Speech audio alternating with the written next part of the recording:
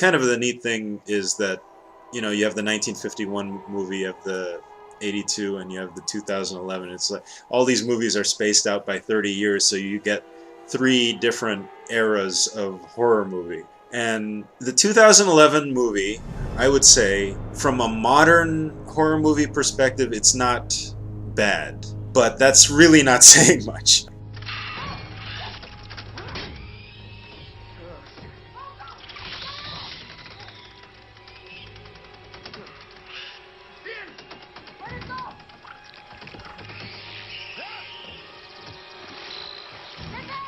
It lacks a lot of the elements that made the 82 film great while also trying to emulate it. We have a big set of characters. We have the same premise where we don't know who's bad or who's good. We don't know who's a creature and who's not. But it's lessened by the fact that we don't know the characters very well. I think aside from maybe the two professors, the main character Kate, and maybe one or two of the other characters, we really don't get enough time to know these characters, and maybe it's because there's too many of them. I mean, they just seem replaceable, and I don't know, you don't really get to know them. You, my friends, will all be immortalized as the people who made this discovery.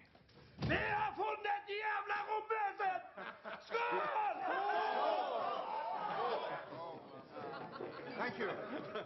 Add on top of that, you've got the 1982 movie using great practical effects, and then this movie, which was going to use practical effects and had this whole series of creature designs by ADI, the guys who worked on the Alien movies, and then producers walked in and they said, CGI is the thing, replace all these creatures with CGI.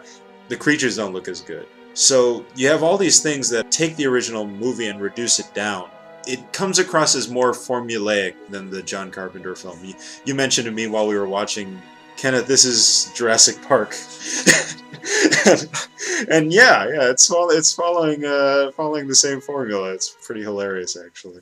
I mean, nothing against Jurassic Park, which I think is a terrific movie. But I just thought there are some coincidences in this movie that make it a lot like Jurassic Park. The whole kitchen sequence. Yes. The rich guy suddenly arriving at the underpaid scientists to get them to go to do the whole Jurassic Park thing. Okay, I do agree with the practical effects. I think are better. I mean, but maybe that's a issue of personal taste. I think the fundamental issue of why this movie is worse than the 1982 version is that they don't understand what makes that movie great, which is this whole idea of suspense, right? Yes. In this remake, there's a scene where people are driving a big old truck to the site of the alien crash, and they fall in a crack. Yeah. And then it cuts away.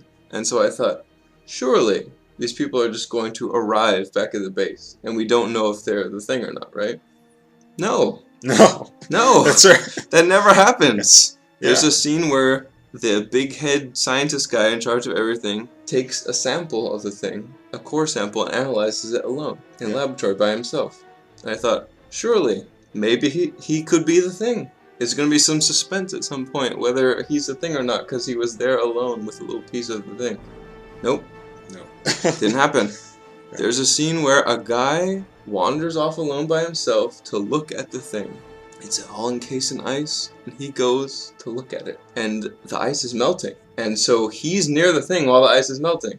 Surely, there's some ambiguity to the viewer whether or not the ice melted prematurely and he is part of the thing. Nope. No. Nope, the ice melts and the thing explodes in a giant CGI thing and runs up into the ceiling and he goes, "Oh shit! Oh shit! There's the thing!" Yeah. Wow! No! Yeah. They didn't like cut away, because he comes back to the rest of them later and says, "The thing escaped." Right. Why didn't they just cut to that? Yeah. Right? Yeah. Here he comes. The thing escaped. Not showing the giant CGI thing exploding, raising a question in the viewer's mind. Is he a thing? Is he the thing? Yeah. It just so many opportunities, and it's just nothing. It's like a flat line. Like until the second half of the movie, I feel I'm told absolutely everything. I'm spoon-fed everything. I know everything. Nothing is interesting Right. or challenging or suspenseful. That's right. the matter? You okay? I'm fine. You sure? Yeah, I'm okay. You need something? No, I'm okay.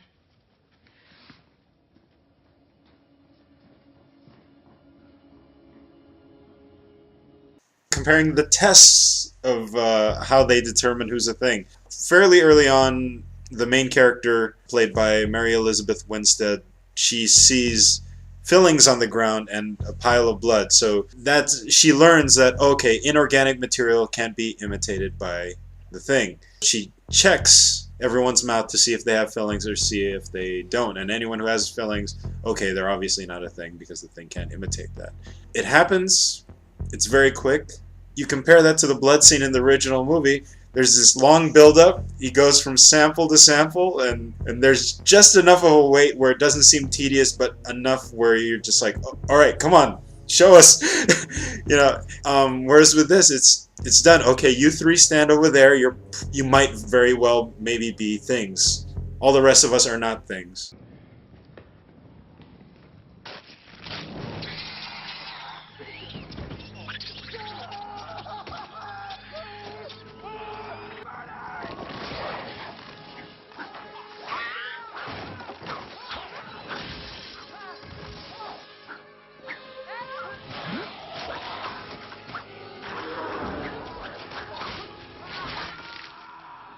The way the thing is portrayed in this new remake version, it seems like anything can alone murder the rest of everyone.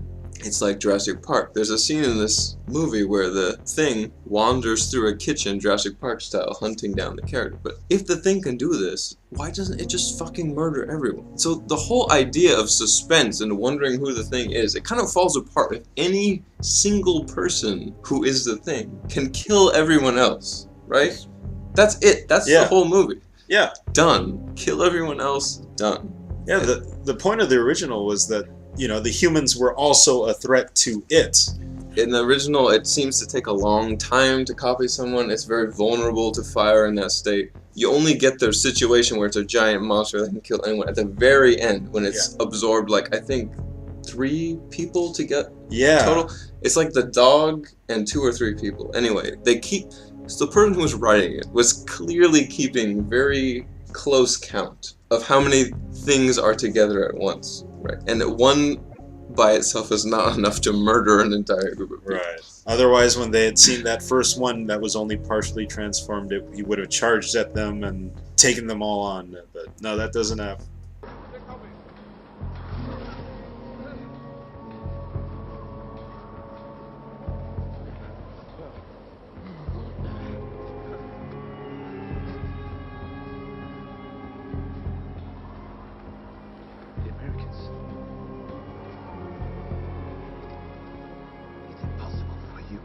That crash. We should burn them. Right here, right now. Put me under yonder. You're Peter. It could be murder. It could be survival, Kate. Yes, we don't have to kill them. All right, we can just lock them up. So Sanders' test is ready. Please. Please.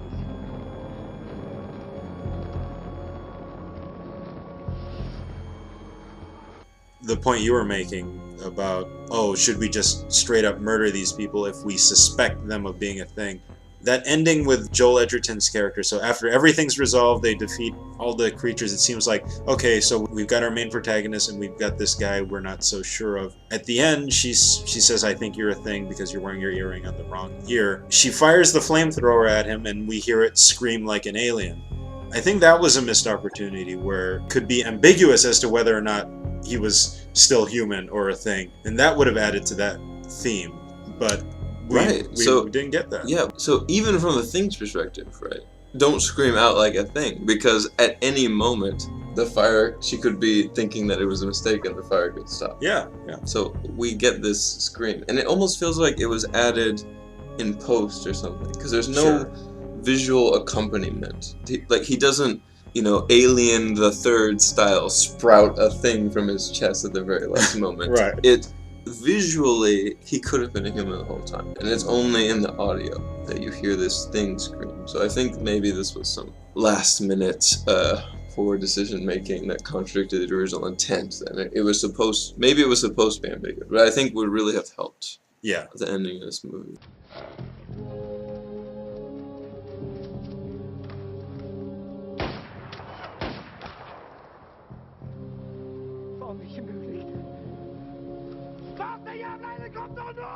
One element that was intended to get people to see this movie is the fact that it's supposed to be setting up the John Carpenter movie. We don't know what happened at the Norwegian base. We're just given a few clues. We saw the guy who slit his wrists and his neck. We saw the split face and an axe in the wall and so on. And this movie, it seems like it almost painstakingly just, oh, okay, we're recreating these details. Right. It's and kind of missing the point, though. Right, there's a scene where in front of a large group of people the thing reveals itself, but the person with the flamethrower can't kill it because the flamethrower is misfiring. Right. In both movies. Like, you're Yeah. telling me this happened twice? Yeah, right. I just, wow. Yeah, it's... Also, we know from the first movie that the thing will like create copies of the person from within the body of the person. So the two-faced thing, they come up with a whole new explanation in the sequel. It's like one person who is inhabited by the thing presses its face against another person and like creates. But you didn't even need to do that because in the first one, the guy like sprouts from his chest a version of his own face, right? Like, right. So it already does that. We didn't need this other explanation. What are you doing? Yeah, I mean, it's kind of implied in the Carpenter film. The reason it's a split face is that it's in the process of imitating someone else, and it just didn't have time to finish. Right, they caught it. Yeah, which is exactly how you would kill it if you were to light it on fire. Right. In the first movie, it takes a long time to replicate the dogs, for example. So you would catch it when it's vulnerable and hit it with the flamethrower.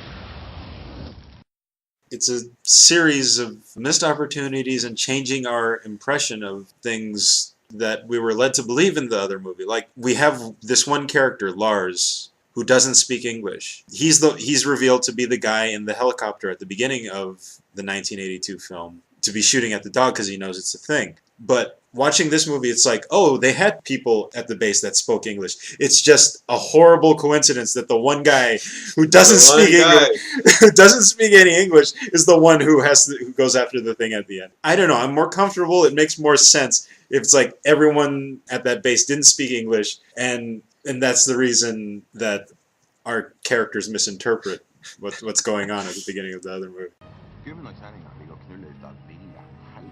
Plutselig så står guttungen i døren og springer ut av rommet. Tårene bare spruter. Sier mora sånn, herregud, hva gjør vi nå? Hva gjør vi nå? Sier faren bare at det her, det jeg ordner det her. Så går han utom rommet hans og åpner opp døren. Jeg ser han faen meg lille Sven hiver opp på fanget og bare roer. Bare popper av, opp og ned, opp og ned, opp og ned. Og så snur han seg mot far sin, og så sier han, ikke så artig når det er du egen mor, er det vel? Right, so at the beginning of the remake movie, there's a sex joke. Yes. Right, I feel like this is just so on the nose. It's just like, oh, kid ends up fucking his grandmother, right? Hilarious joke. Putting the joke in this movie is something like, well, hey, audience, did you ever notice that, like, maybe the way that reproduction happens in humans is, like, a little bit fucked up? And maybe that's kind of the same as the way it's fucked up that the thing reproduces by replicating people, right? Did you ever notice that? Like, yes, I fucking noticed that! What are you doing? Why are you telling me this joke? Yeah. Just Stop it! Yeah. Just make a movie. I Yeah. promise you. I will get it. Just do the movie. Yeah, show us. Show us. Show us. Don't tell us.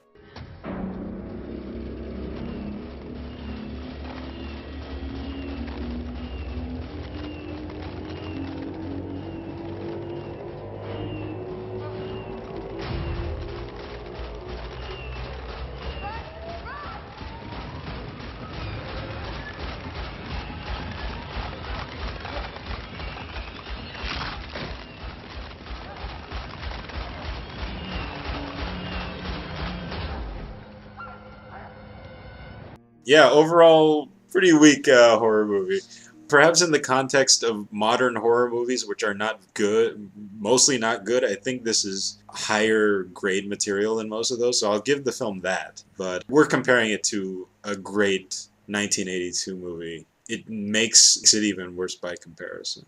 But Right, and it does seem to have some tropes of the modern disaster. Not even the modern horror movie, the modern disaster. Where, like, the main character in this movie is not only the scientist, but also the scientist who is right while everyone else is wrong. Like, they have the correct theory. No one will listen to them, and the disaster is coming. Right? It was your other ear.